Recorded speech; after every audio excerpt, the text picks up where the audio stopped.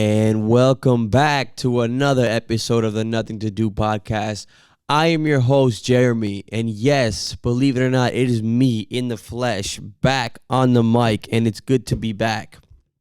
You know, mad people hit me up talking about, Jeremy, when you gonna come back?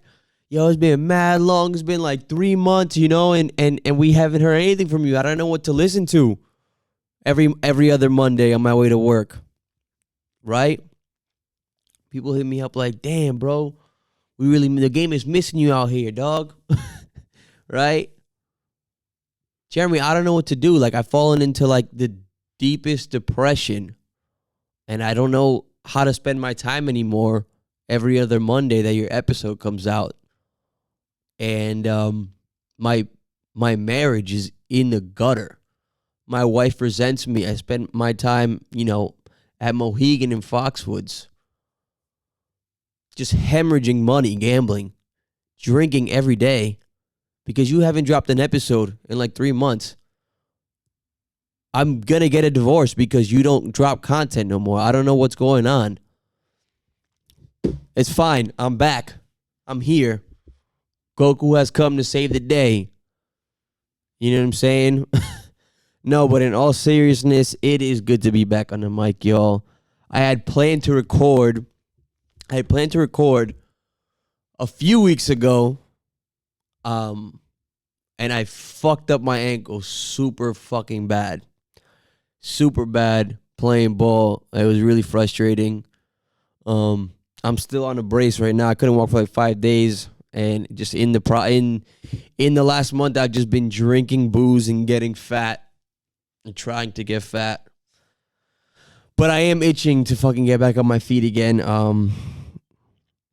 It fucking sucks. I had this fucking big-ass boot that went all the way up to my knee. And now I got a nicer brace. I went to the fucking urgent care. You can't trust it. Those guys are crooks, I feel like the urgent care is crooks. I overheard the fucking guy saying, I was waiting, I'm like 2.5 hours into my visit, just waiting in my room. And I just hear one of the guys go like, he's like, what do you mean 800 fucking milligrams of ibuprofen? Why don't you just take 3? Why don't you just take 5 pills of Advil? It'll be fine. Like, I don't know. Kind of rubbed me the wrong way. Anyways, them urgent care niggas is low-key scammers.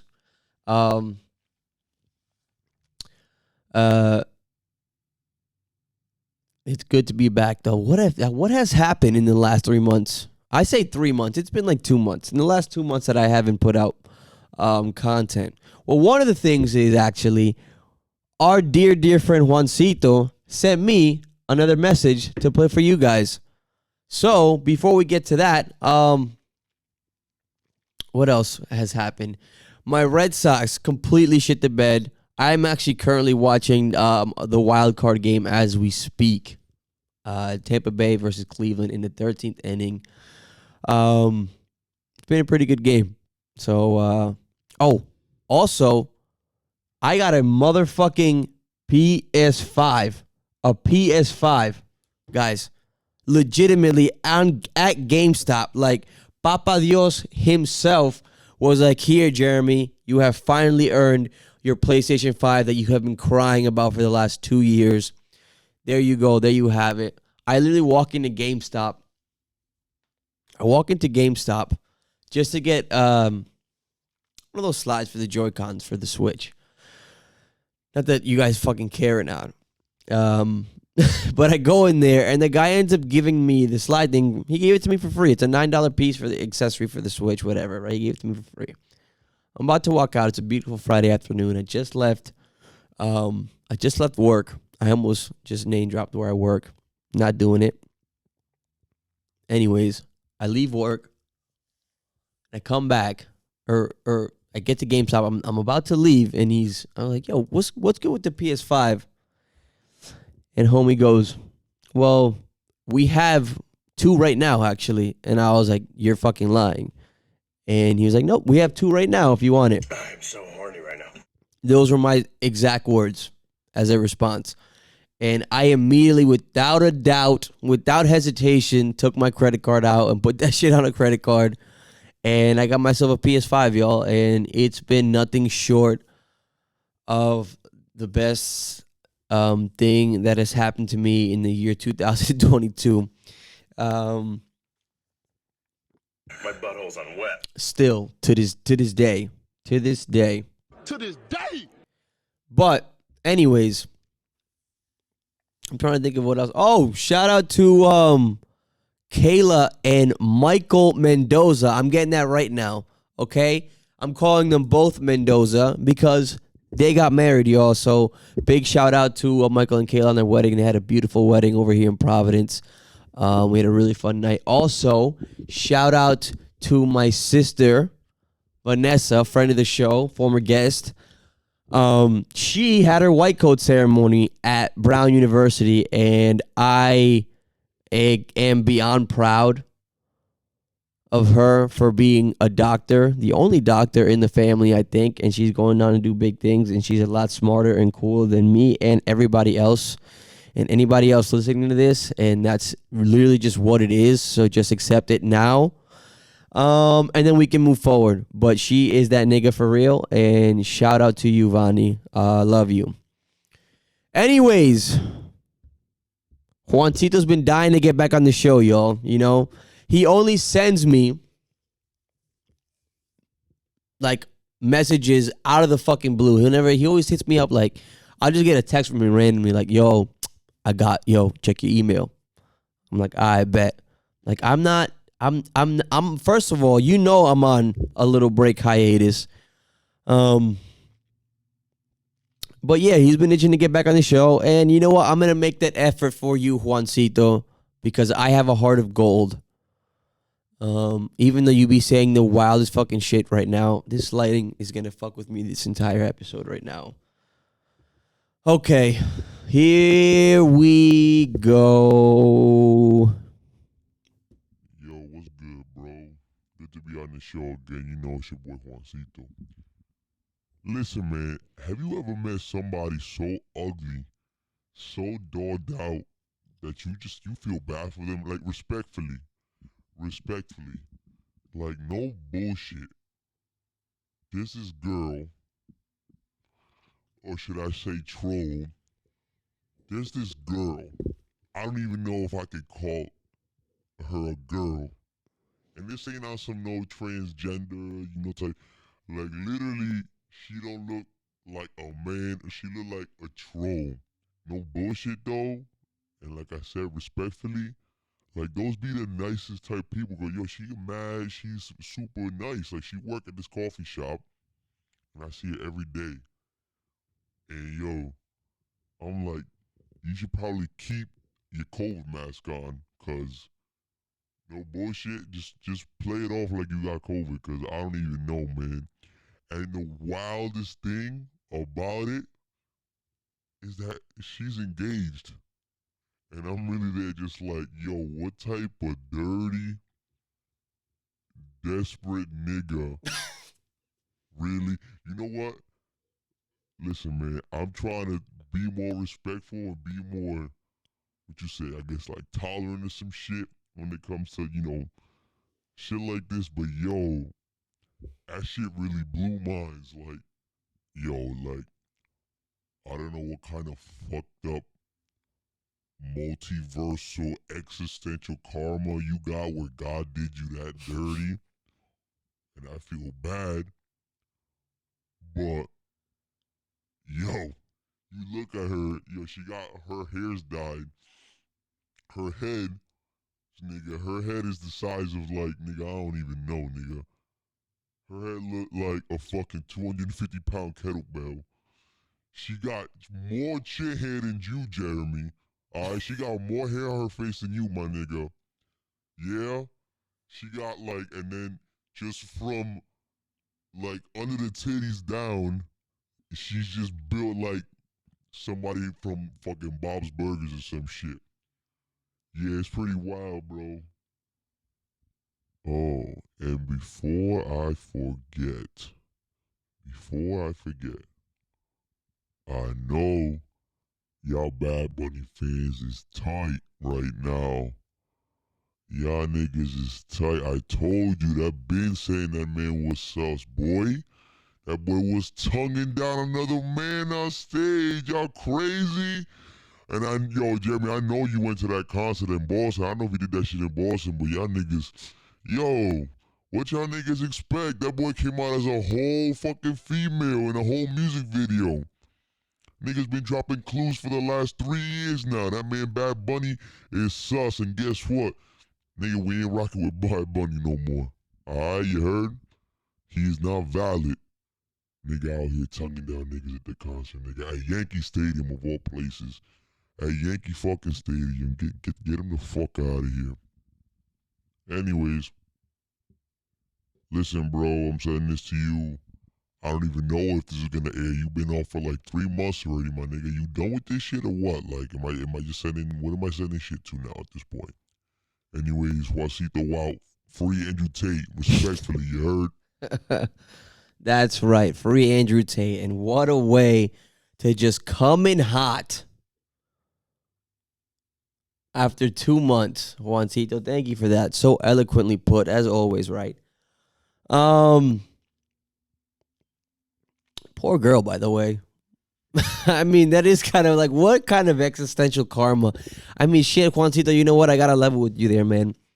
There are those people you just pass by in daily life. And you look at it and you're like, what? Like, yeah, like, your Lord and Savior, Jesus Christ. Like, it looks like he had it out for you in a past life. And you're paying it for it now in 2022. But I mean, he said she was engaged, which is good, like good for her, I guess, and good for that young fellow who decided to do that. And what is the karma for you, Juancito, or even me for allowing this to just air, just saying all that shit? You know, I don't want ugly children. I really don't, and I really hope this doesn't get me on God's radar for that. But yeah, I don't know. And also, I did go see Bad Bunny. I went to see Bad Bunny in Boston in August. And it was, and I don't know, I think on the last episode that I recorded before I took a break, I said that I went to see The Weeknd, which is also an incredible show. And now, while the budget favors The Weeknd and the performance as a whole was insane for The Weeknd, the lights, the fireworks, the setting, the backdrops, everything was incredible. That being said, I have never, ever, ever been to a concert as Bad Bunny's with that energy, where he basically sold out a stadium in Fenway Park, and it was as if you went to the Strand or Lupo's or some local, small time venue, and like the local band was playing there, or whatever, a local artist was playing there that everybody knew and loved and knew every song word for word. It was like that times 10,000. Like, the energy at Fenway Park was crazy. Yo, shout out to Bad Bunny for the performance he put on. And I was like sober the whole time too. I went with I went with a coworker. Shout out to her. And I went with her and her son. She was nice enough to give me a ticket for free. She wanted me to come through. Her son looks up to me or whatever. She wants me to be like a positive influence to his son, blah, blah. This has to do with, my work. She's also like a very, close family friend. And we went, and like I got one drink when we first got there. Then by the time he was about to go on, like the line was crazy, and I was like, I'm not missing this show. So, I rocked with it 2 hours straight. Like, he was just bangers after banger after banger. It was unreal. Like, shout out to Bad Bunny. Now, Juancito is claiming that Bad Bunny is canceled because in his New York show at Yankee Stadium, I don't know if you guys are aware, he did tongue down another man on stage. Come into my mouth in the name of Jesus. Right. Anyways, can't like what? First of all, there's no the streets is still fucking with Bad Bunny. Let's be clear on that, Juancito. He got his shit, from other men that may feel uncomfortable seeing that. Like, that's like, God damn, you know what? I should have pulled up that sound for this. I wish I had pulled up that sound for this. It's like that Boondocks episode with fucking, it's not Thug Nasty, it's the fucking other rapper, but basically Riley is upset because he finds out that his favorite rapper is gay. And it's like, and the quote, I think the quote is, "He gay, ain't he? And I liked his music. And he was my favorite rapper. So that make me gay, don't it?" So, I mean, maybe other guys just gotta let that sit in for maybe that's the feeling. That being said, how gay is too gay for at least a male artist to derail his career? Because that was, honestly, I had forgotten about that until I just played this clip from Juancito right now. I don't know when he sent that, but like, it's fucking, Bad Bunny is not a reggaeton artist anymore. He has transcended his genre as an artist. And he's like he's a pop art. I don't even like calling him a pop. He's like, it's unreal. Like, his influence, his reach is crazy. Like that Verano Sin Ti album has been number 1 on iTunes. I think it's still number 1 on iTunes. That shit came out in like May or June.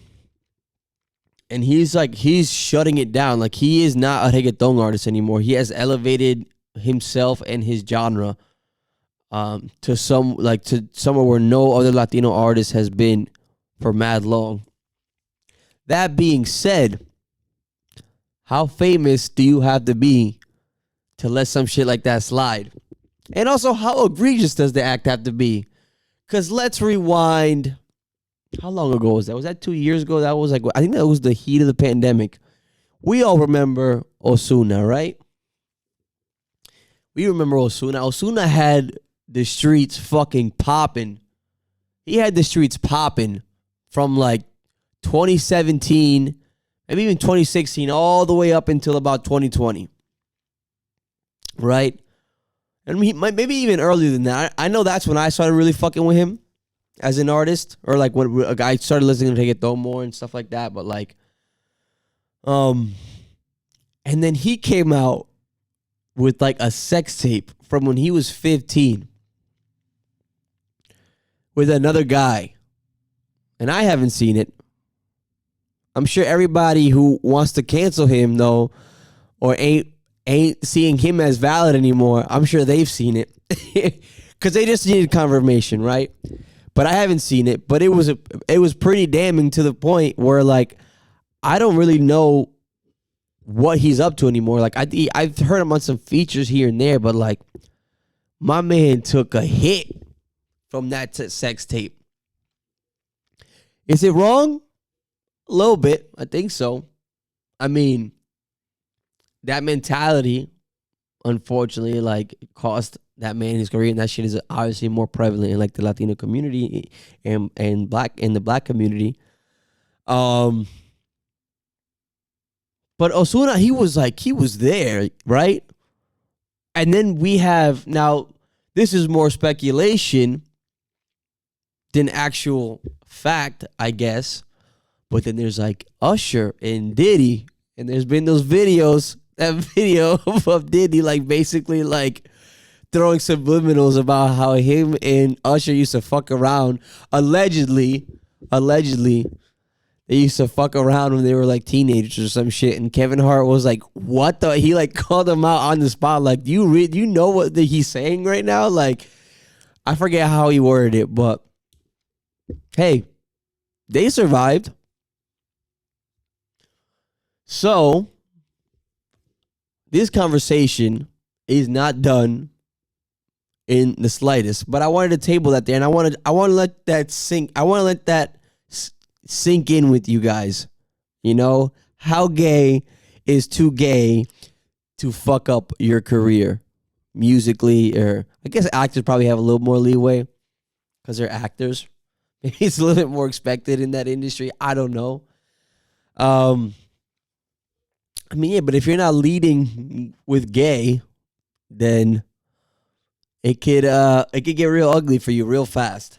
So again, hey, thank you, Juancito, for bringing that to my attention again. What would I do without you, right? I am keeping this episode short and sweet. I'm gonna wrap it up very, very soon.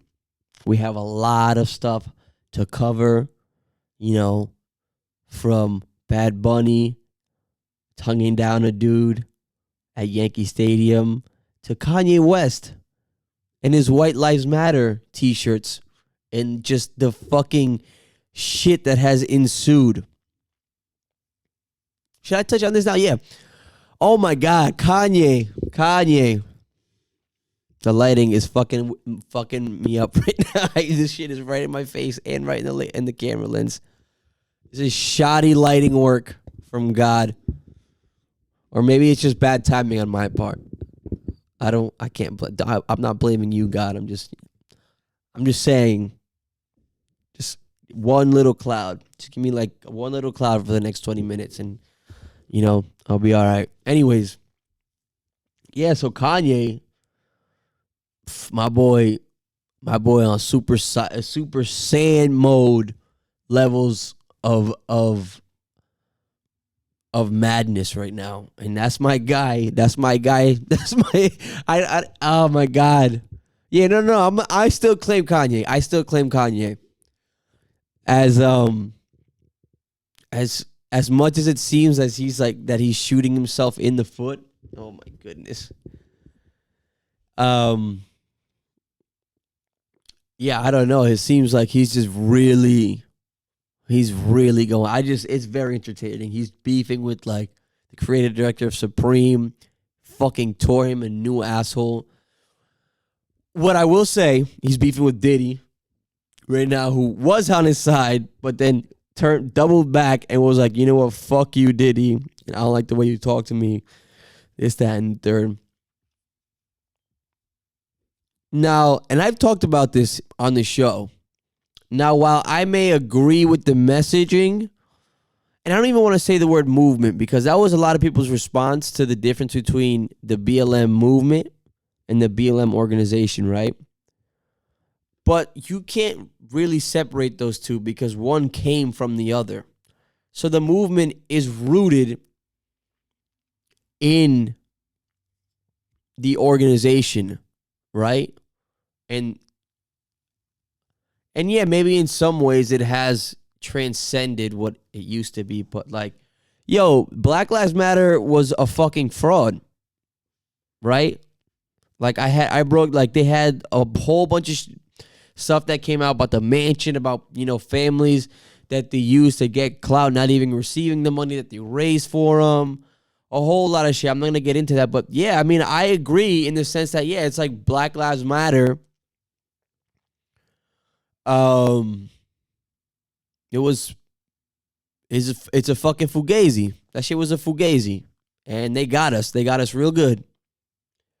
But the message stands strong. And there is, now I don't want to say the movement, because like I said, the movement is deeply rooted in the organization, that you can't really separate the two, or in that sense. So you kind of have to start something new with, you know, from that, I guess.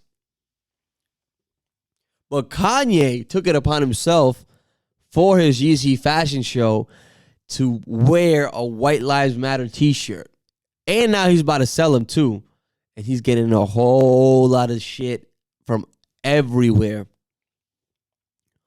And it's like, is he doing it for attention? Probably. Does he have a point? I want to see it. I want to say that he does.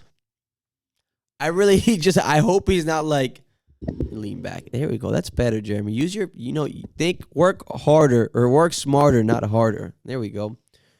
Better lighting there. Where was I? Losing my train of thought.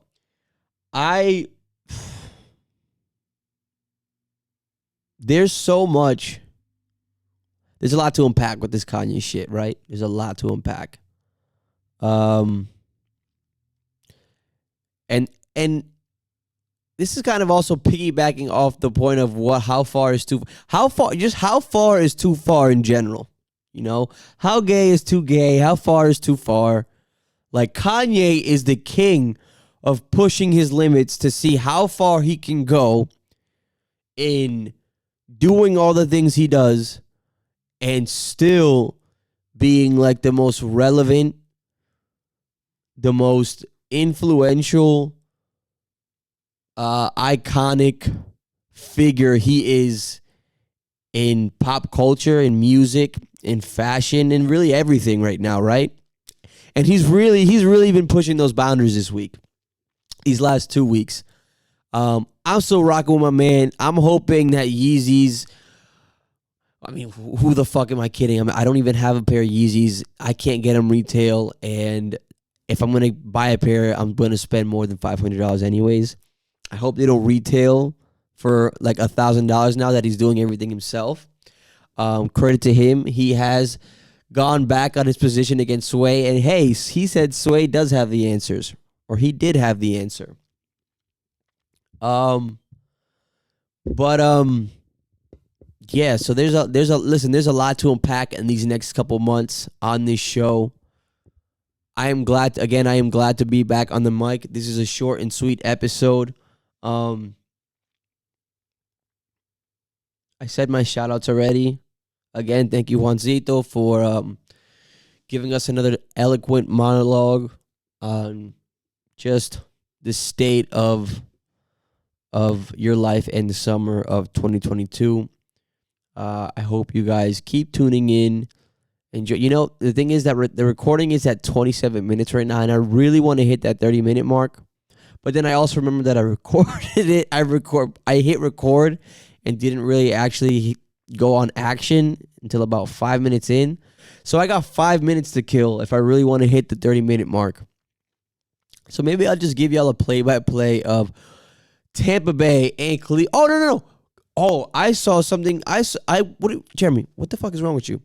I got to witness a legend in action in Rafael Nadal at the U.S. Open.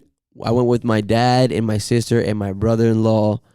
And that was a really fun fucking day. Everybody, especially if you're from New York, like, that is just something to do in general when, in August and in early September when the U.S. Open is in action.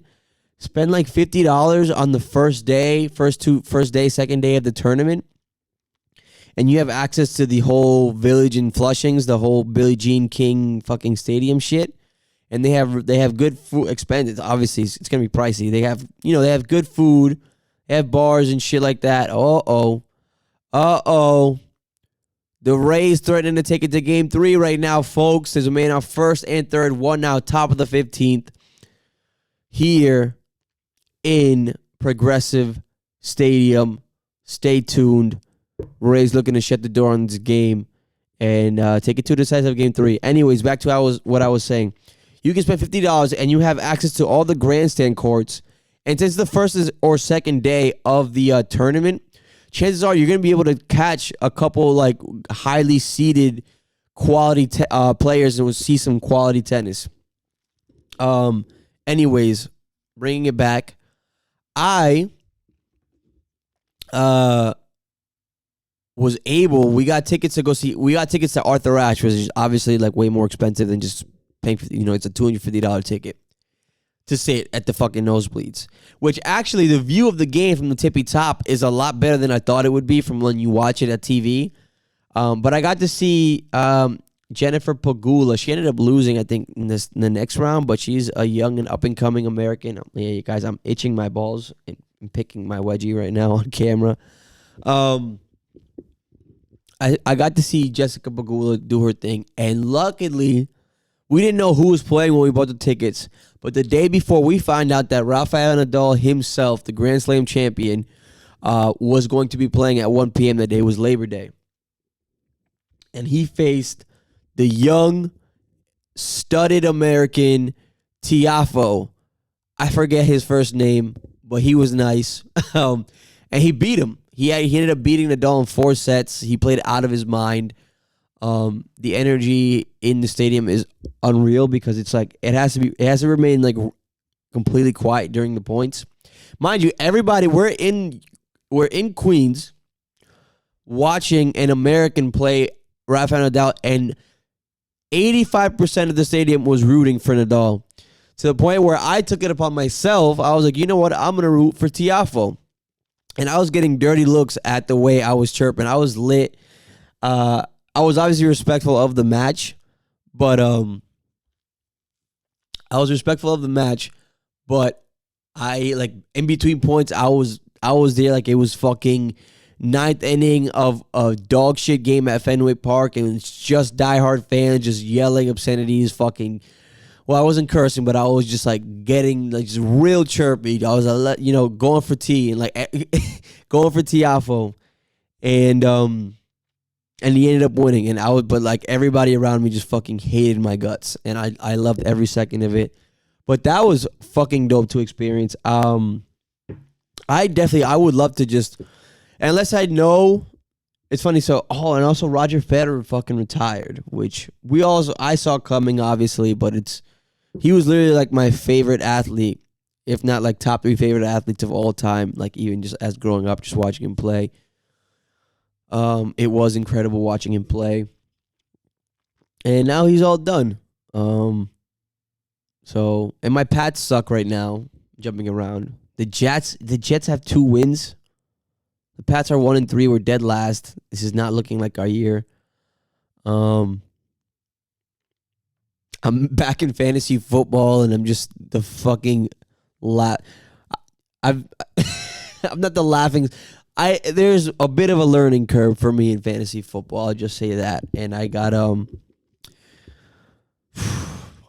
gonna keep it PG on this one, but I got shysted out of a couple players that ended up working out in my favor in the long run. But I'm at the time I made the trade, I was eventually told that it was a dog shit trade.